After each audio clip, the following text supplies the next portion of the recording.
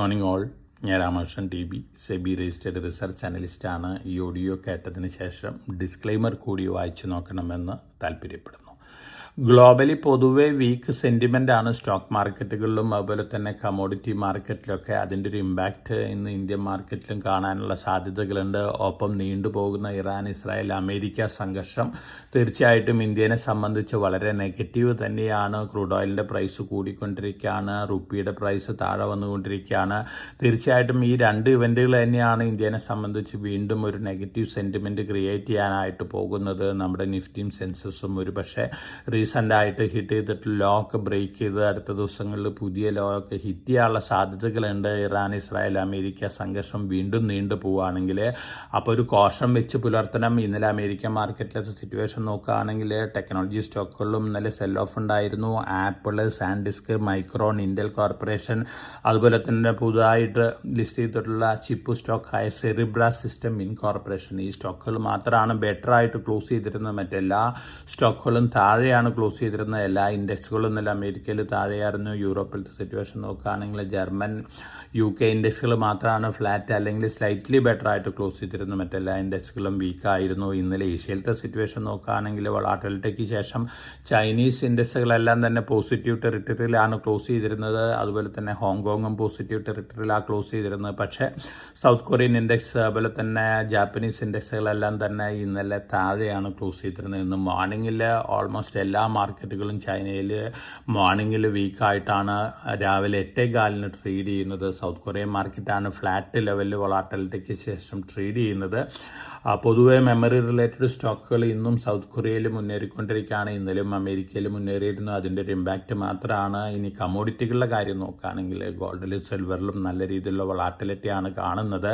$4,455.4 per ounce ആണ് ഇന്നലെ hit ചെയ്തിട്ടുള്ള ഗോൾഡിൻ്റെ ഡേ ലോ.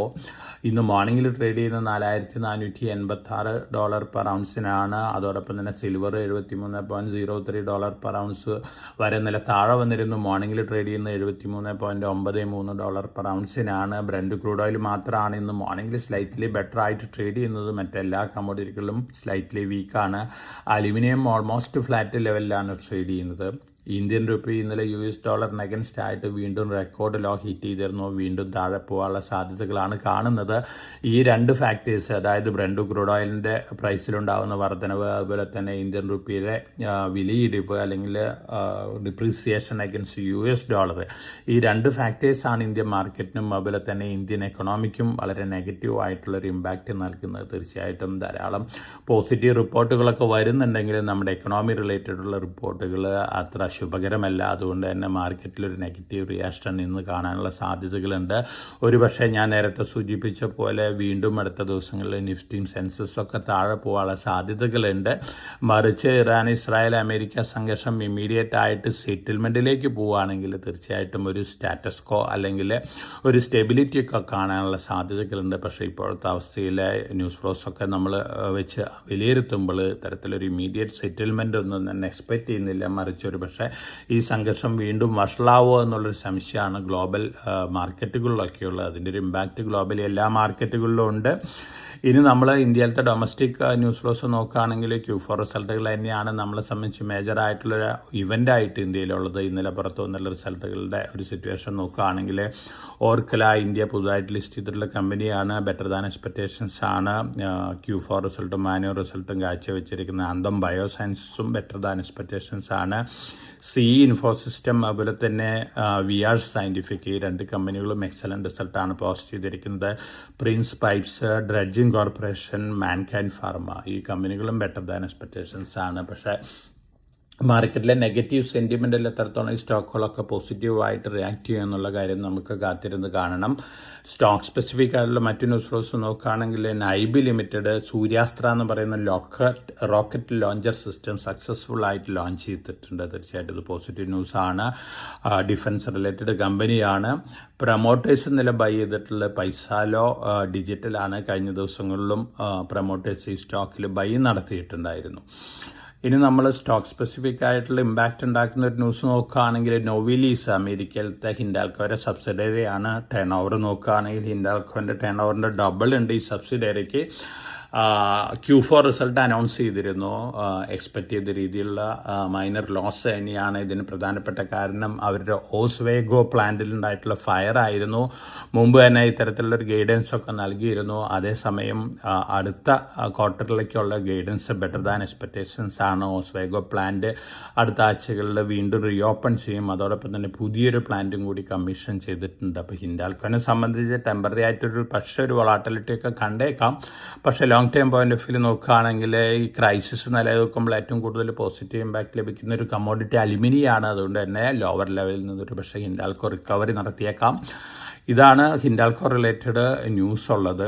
ഒപ്പം നമ്മൾ ഇന്ന് ധാരാളം Q4 റിസൾട്ടുകൾ അനൗൺസ് ചെയ്യുന്നുണ്ട്. ഗ്രാസിമുണ്ട്, അപ്പോളോ ഹോസ്പിറ്റൽസ് ഉണ്ട്, ലെൻസ് കാർട്ട് ഉണ്ട്, ഒല ഇലക്ട്രിക് ഉണ്ട്, അതുപോലെ തന്നെ ജൂബിലൻ ഫുഡ് ഉണ്ട്, ക്വാളിറ്റി വാൾസ് ഐസ്ക്രീം ഉണ്ട്. ഈ കമ്പനികളൊക്കെയാണ് ഇന്ന് റിസൾട്ടുകൾ അനൗൺസ് ചെയ്യുന്ന മേജർ കമ്പനികൾ. ധാരാളം റിസൾട്ടുകൾ മറ്റ് കമ്പനികളും അനൗൺസ് ചെയ്യുന്നുണ്ട്. അപ്പോൾ തീർച്ചയായിട്ടും ഈ റിസൾട്ടുകൾക്ക് അനുസരിച്ചിട്ടുള്ളൊരു മൂവ്മെൻ്റ് ഒക്കെ കണ്ടേക്കാം. പക്ഷേ ജനറലി സെൻറ്റിമെൻറ്റ് സ്വല്പം വീക്കാണ്. ഇതിന് പ്രധാനപ്പെട്ട കാരണം ഇറാൻ, ഇസ്രായേൽ, അമേരിക്ക സംഘർഷം നീണ്ടുപോകുന്നത് തന്നെയാണ്. ഇമീഡിയറ്റ് സെറ്റിൽമെൻറ്റ് വരികയാണെങ്കിൽ ഞാൻ നേരത്തെ സൂചിപ്പിച്ച പോലെ ഒരു ബെറ്റർ സെൻറ്റിമെൻ്റ് ഒക്കെ കണ്ടേക്കാം ഇനീഷ്യൽ നീജർക്ക് റിയാക്ഷനായിട്ട്. പക്ഷേ ഇപ്പോഴത്തെ അവസ്ഥയിൽ നമുക്ക് വന്നുകൊണ്ടിരിക്കുന്ന ന്യൂസ് ഫ്ലോസ് വെച്ച് നോക്കുമ്പോൾ ഈ സംഘർഷം വീണ്ടും വഷളാവാനുള്ള സാധ്യതകളാണ്. ഗോൾഡിൻ്റെ കാര്യത്തിൽ ഗോൾഡ്മാൻ സാക്സ് പറഞ്ഞിരിക്കുന്നത് ഈ വർഷം അവസാനത്തോടു കൂടിയിട്ട് വീണ്ടും $5,400 പെർ ഔൺസിലേക്ക് ഉയരുന്നാണ് പറഞ്ഞിരിക്കുന്നത്.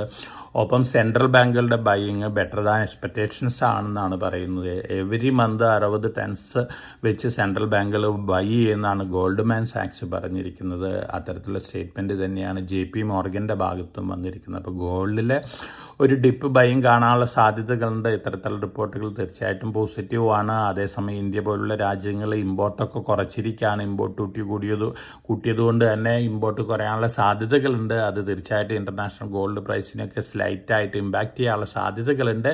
എന്നിരുന്നാലും ഓവറോൾ ഗോൾഡിനെ സംബന്ധിച്ചിട്ടുള്ള ലോങ് ടൈം വ്യൂ പോസിറ്റീവാണ്.